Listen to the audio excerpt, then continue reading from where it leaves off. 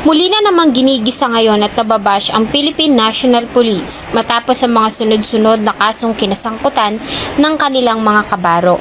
Nito lamang kasing November 23, 2025 ay 14 na mga kapulisan na naka-assign sa Philippine National Police Drug Enforcement Group Special Unit ng Calabar Zone ang inakusahang nagnakaw at nanggahasa ng 18 taong babae sa Bacoor, Cavite. Ang 8 sa nasabing mga pulis ay agad ding naaresto sa loob mismo ng Camp Vicente Lim sa Calamba, Laguna, habang 6 pa sa kanilang mga kasamahan ang pinaghahanap. Balita, ginahasa ng 14 na pulis ang isang babaeng 18 anyos sa Cavite.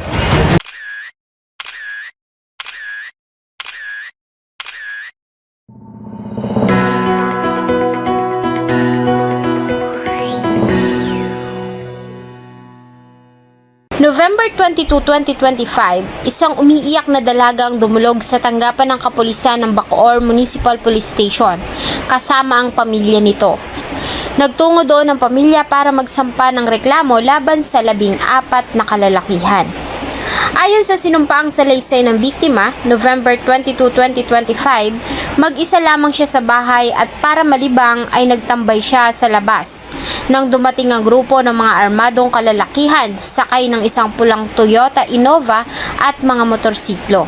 Mula doon ay bumaba ang 14 na kalalakihan na nakasuot ng face mask.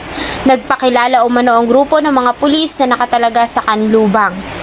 Ayon sa kanila ay naroon sila para sa isang operasyon at ang target ng grupo ay ang nobyo ng biktima.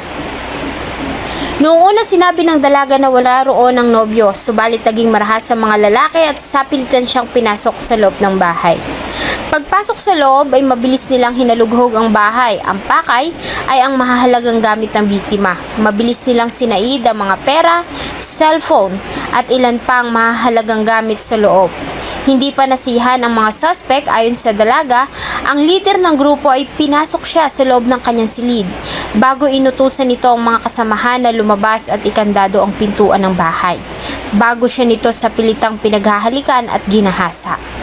Pagkatapos ng insidente ay tinakot pa siya ng mga ito na huwag magsusumbong kung ayaw niyang may mangyaring masama sa kanyang pamilya.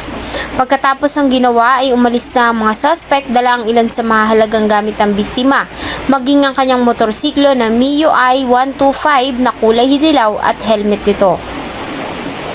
Nang madatna ng kanyang lola ang dalaga ay tulala ito at umiiyak. Ilang ulit nila itong tinanong kung ano ang nangyari pero inabot ng ilang oras bago ito tuluyang nakapagsalita at nagawang maikwento ang nangyari. Bigla na lang may kasi may jowa yung yung apo ko. Yun ang nila hanap. Kasi bigla na lang pumasok doon. Opo. Anong ginawa po? Yun ang hindi ko alam kasi nung pagbaba ko, hindi ko alam na may pumasok. Tapos pagbaba ko, nakita ko nandun sa may gate namin. Sabi ko, ano ba yan? Tapos nalubog nila yung kwarto. Kasi nasa kwarto lang sa ibaba yung apo ko doon siya nakatira. Oo. Tapos pumunta yung jowa doon. Ano yung baba ko, sabi ko, ano yung nangyari sa'yo? Wala siyang sinasagot.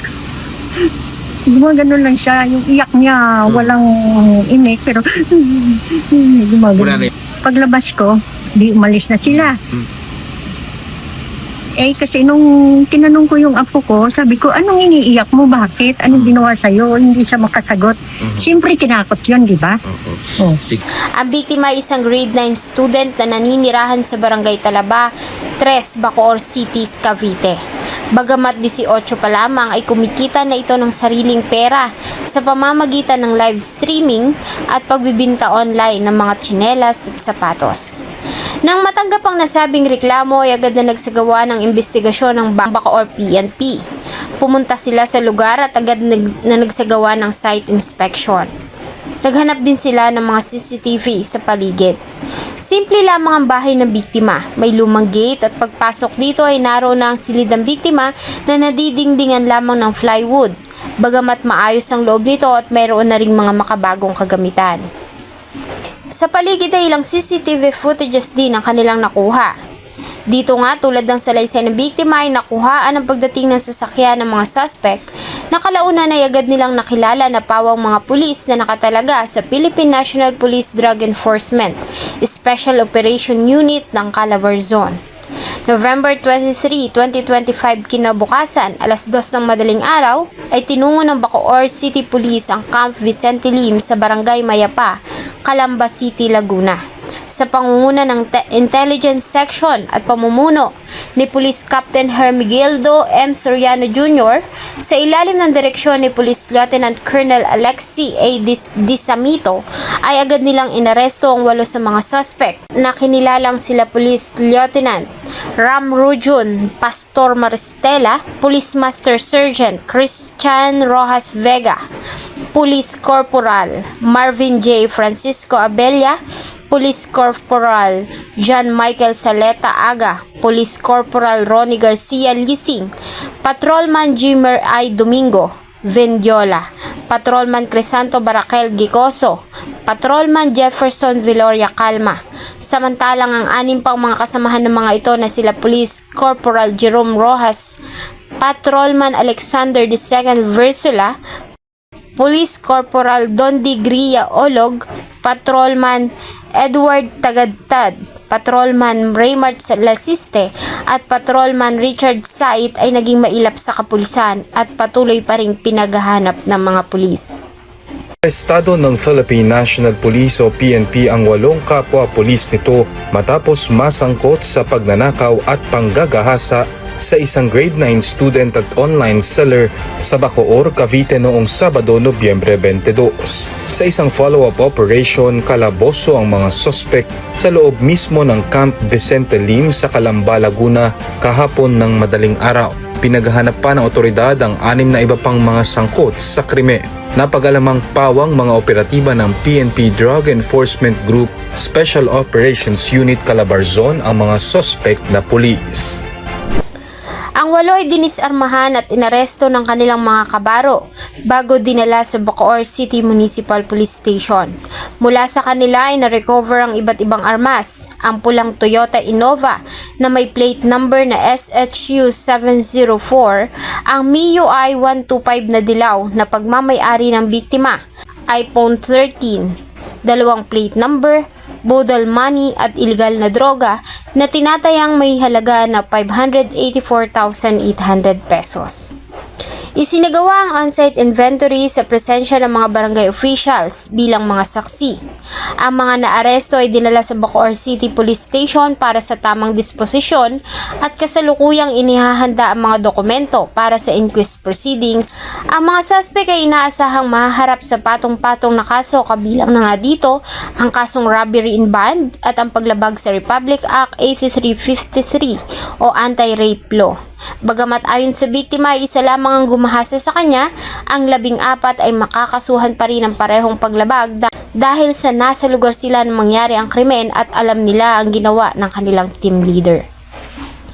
Kasunod nito ay agad ding sinibak ang commander ng PNP Drug Enforcement Special Unit ng Calabarzon na kinabibilangan ng mga suspect dahil sa hindi nito nagawang magabayan ng maayos ang kanyang mga subordinates.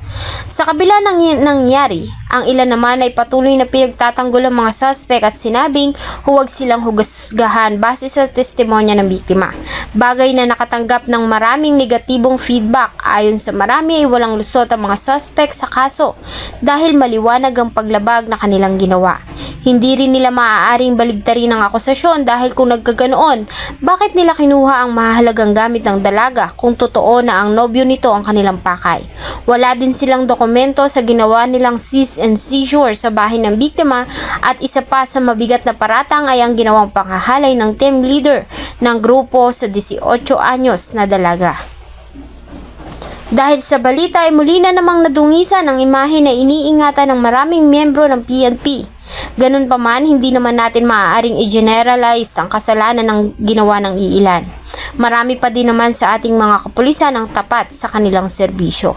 Ang pangyayari ay nag-iwan ng takot at labis na trauma sa dalaga. Ganun pa man ay matapang nitong pinahayag na ipaglalaban niya ang karapatan at ang ginawang paglabag ng mga suspect sa kanyang karapatang pantao at pagdungis ng mga ito sa kanyang pagkababae. Salamat po sa inyong patuloy na pagtangkilik sa atin pong mga videos. Huwag niyo pong kalimutang mag-iwan ng inyong salubin at suggestion sa atin pong comment section. Thank you so much po and see you on my next video.